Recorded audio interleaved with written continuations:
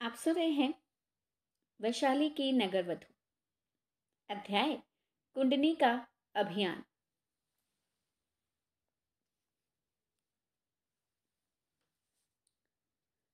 इस असुरपुरी में जितनी स्वतंत्रता सोम को प्राप्त थी, उस सबका संपूर्ण उपभोग करके सूर्यास्त के समय अत्यंत थकित और निराश भाव से उसने उस गुफा द्वार में जब पैर रखा, वही जहां उनके ठहरने की व्यवस्था थी, तो वहां का दृश्य देख वे एक बारगी ही चित्कार कर उठा। कुंडनी गुफा के मध्य में एक शिलाखंड पर बिछे बाघंबर पर बैठी थी। उसके हाथ में उसका पूर्व परिचित वही विषधर नाग था। नाग उसके कंठ में लिपट रहा था और उसका हाथ भर चौड़ा फन कुंडनी के हाथ में था। कुंडनी की आंखों से आज जैसे मद की ज्वाला निकल रही थी। वह जैसे अगम सागर पर तरणी की भांति तैर रही थी। सर्प की हरी मरकत मणि जैसी आंखें उन आंखों से युद्ध कर रही थी। इसी अभूतपूर्व और अतर्कित नेत्र युद्ध को देखकर सोम चित्कार कर उठा था, परंतु उसके चित्कार करते ही कुंडनी ने चुटकी ढीली कर दी। सर्प ने उसके मृदुल होठों पर दंश किया। सोम ने झपट कर सर्प को उसके हाथ से छीनकर दूर फेंक दिया और हांफते कांपते कहा, ये क्या तुमने कुंडनी? हो सोम, तुम भी ना बड़े मूर्ख हो। अगर नाग मर गया तो? ये तक्षक जाति का महाविषधर नाग है। पिताजी इसे कंबोज के वन से लाए थे।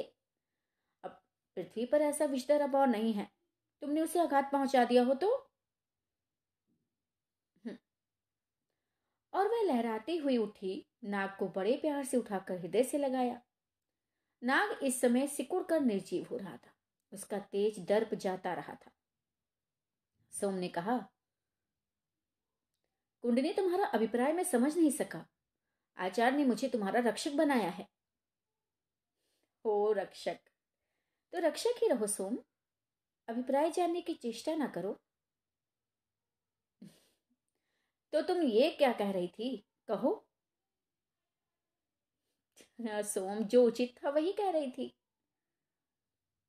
क्या आत्मघात? क्या बात करते हो सोम? दंश से क्या मेरा आघात होता है? उसने देखा नहीं था। तुम कौन हो कुंडनी? पिता ने कहा तो था तुम्हारी भगनी। अब और अधिक न पूछो।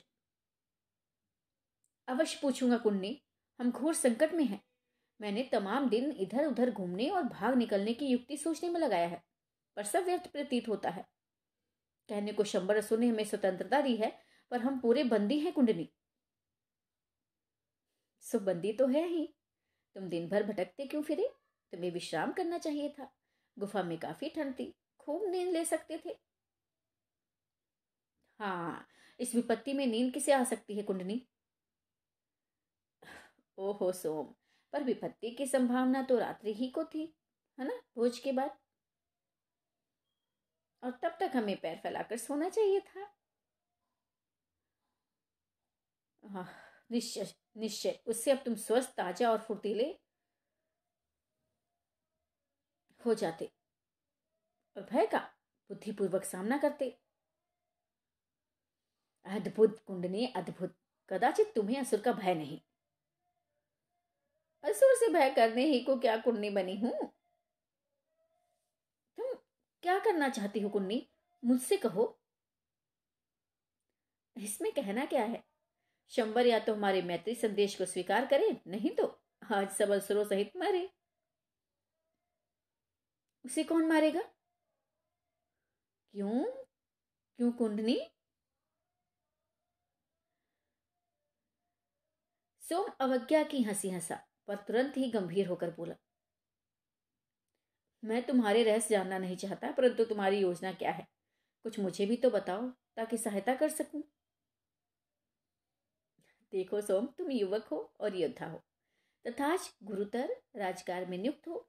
मैं तुम्हारी अपेक्षा अल्पवयस्का एवं स्त्री हूं। फिर भी सोम, इस समय तुम मुझ पर निर्भर रहो। शांत, प्रतिउत, अनुमति और तत्पर। तुमने जिसे अब खास समझा है, वह शत्रुनाश की तैयारी है।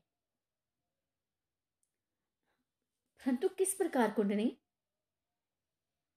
वह समय पर देखना सोम, अभी मुझे बहुत काम है, थोड़ा सा लो, फिर हमें विकट साहस प्रदर्शन करना हो। मैं जानती हूं असुर अर्धरात्रि से पूर्व भोजन नहीं करते। तो तुम मुझे बिल्कुल निष्क्रिय रहने को कहती हो? अरे कहा तो मैंने भाई, शांत रहो, तत्पर रहो और सतर्क रहो। फिर निष्क्रिय कैसे? पर मेरे शस्त्र छिन गए हैं तो क्या हुआ? बुद्धि तो है। कदाचित है। सोम खिन्न होकर एक भैंसे की खाल पर चुपचाप पड़ा रहा। थोड़ी देर में उसे नींद आ गई। बहुत देर बाद जब कुंडनी ने उसे जगाया तो उसने देखा कई असुर योद्धा गुफा के द्वार पर खड़े हैं। अनेकानेक के हाथ में मशाल है और बहुतों के हाथ में विविध वाद्य है। एक असुर जो प्रौढ़ था, वक्ष पर स्वर्ण का एक ढाल बांधे, लंबा भाला लिए सबसे आगे था। मशाल के प्रकाश में आज सोम कुंडनी का ये त्रिभुवन मोहन रूप देखकर अवाक रह गया।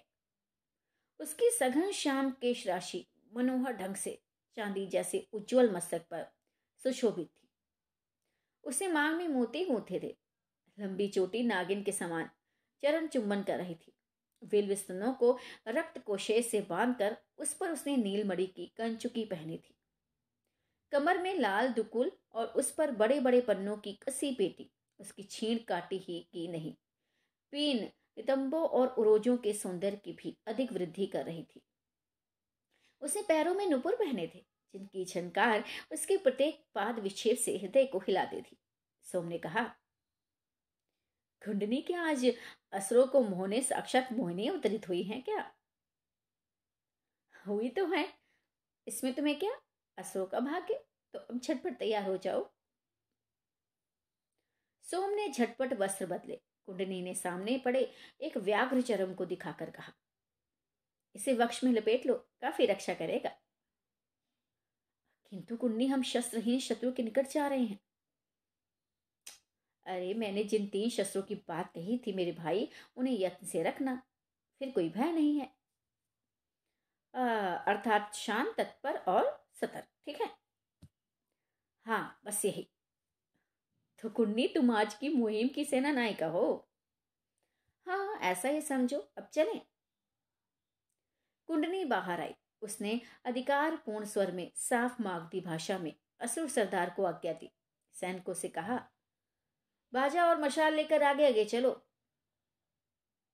कुन्नी के संकेत से कुन्नी की आज्ञा सोम ने असुर सरदार को सुना दी। उस रूप के तेज से तप्त असुर सरदार ने विनय आनवंत हो कुंडनी की आज्ञा का पालन किया। कुंडनी ने फिर सोम के द्वारा उनसे कहलाया, तुम सब हमारे पीछे पीछे चलो। और वे छम से घुंघरू बजाते विद्युत प्रभा की साक्षात मूर्ति से उस मार्ग को प्रकाशित करते असुरपुरी के राजमार्ग पर आगे बढ़ी। पीछे सैकड़ों असुर सरदार उत्सुक होकर साथ हो लिए। सोम ने धीरे से कहा, मायाविनी कुंडनी, इस समय तो ऐसा प्रतीत होता है जैसे तुम ही इस असुर निकेतन की स्वामिनी हो और संपूर्ण असुरों के प्राणों की भी। शांत रहो सोम और चलते रहो।